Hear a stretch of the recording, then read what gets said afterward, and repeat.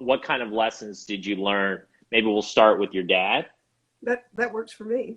Yeah, why don't you tell us a little bit about that, maybe early childhood and some of the lessons you got out. Okay, as a child, I had five siblings, or there were five of us, and you know how kids compete for parental attention. Well, I found the perfect way to get my father's attention, and that was to ask him about his business. So I was forever asking, how did you start with one hotel and end up with 400? How did you start with no employees and end up with 20,000? And I'll share some of his answers because they formed me, but they might be useful to others as well. And one of the best ways that I can express his success, and that might be useful to people today, is he would always say that his entire success was because of the people who worked with him. But that immediately brings up the question, how do you get people who work for you, to go the extra mile and to stay with you for life and make the thing a success? So I have an answer for that. I asked him, in some of these many conversations, what was it like when you took over a hotel? The hotel probably has its own culture, its own way of doing things. And how could you inspire people to change and be better than they ever were? Because that's what it took to go from one hotel to 400. He explained to me that the day he'd take possession of a hotel, and frequently there might be in the hotel ballroom, because he'd invite them all to meet him, there might be 400, 800 people, employees of the hotel. And he told me that he knew that probably every single one of them was worried whether they were going to keep their job. Because it's typical, you take over a hotel and you take care of your friends and your relatives. And Absolutely.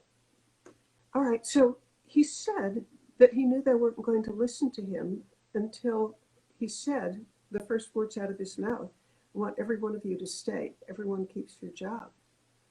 And then he explained to them why he wanted them to keep their job. He said, you know your job better than anybody else in the whole world.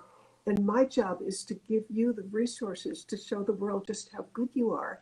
Because you're going to see in a couple of months, this is going to be the most popular, the best served, the most financially stable hotel in the whole city. And since a lot of this took place during the Great Depression in the 1930s, he would also tell them, at least at the beginning of the hotel company, of the hotel chain, he'd tell them, we're going to be an example to the rest of the city. We're going to show people that things can turn around and get better. I love it. All right, so I asked him why he phrased it that way.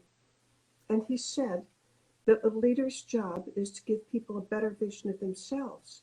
So the maid who's making beds, or the waitress who's waiting on table, or the bartender who's tending bar, they aren't just doing that job. No, they're part of a team that's building the best hotel in the whole city, an example to everybody else.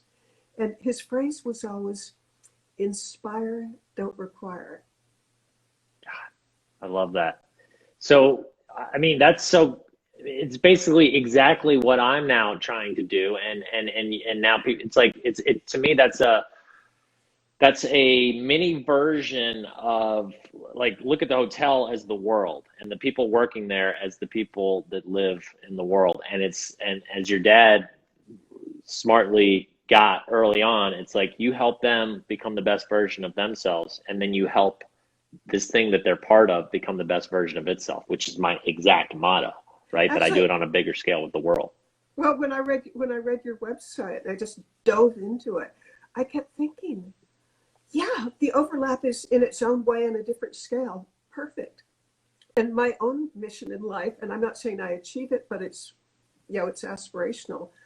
I want to give every resource of time and energy and education to me, the ideal world would be when people get to be all that they can be.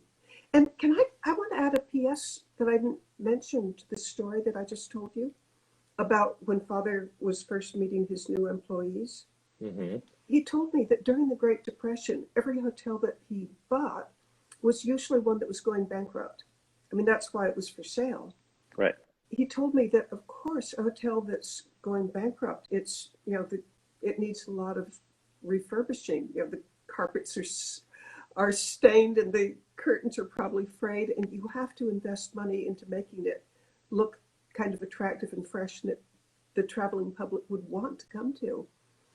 But he told me that the first money that he ever spent on any hotel he ever bought was not in areas that the guests would ever see, but in areas that only the employees would see, like the employees' showers, the employee dining room, the locker rooms, the rickety old elevators. The first money he ever spent was on, and so of course, as a child, I asked him, why wouldn't you spend money on the places that you'd get money back from with the traveling public? And he said, because this was a way of communicating so that people who worked there, how important they were. Wow. Whew. I mean, talk about thank you so much for sharing that story. And, this to me exemplifies the point that success isn't accidental. Yeah, once in a while you're going to see that kid on Instagram that's 18 and just, made 20 million because he's doing backflips that nobody else can do, right? But that's like real life. The way you get to be successful is you understand certain principles in life. And one of the biggest principles is make the other person feel important. Yes. Cultivate relationships. Mitzi, tell me, am I wrong to say that that's just about 99.9% of relationship is just make them feel special, important, and actually listen to them versus put the focus on yourself? Amazingly, that's what my father, Ernest Henderson, preached. It's also what Frank Perdue preached.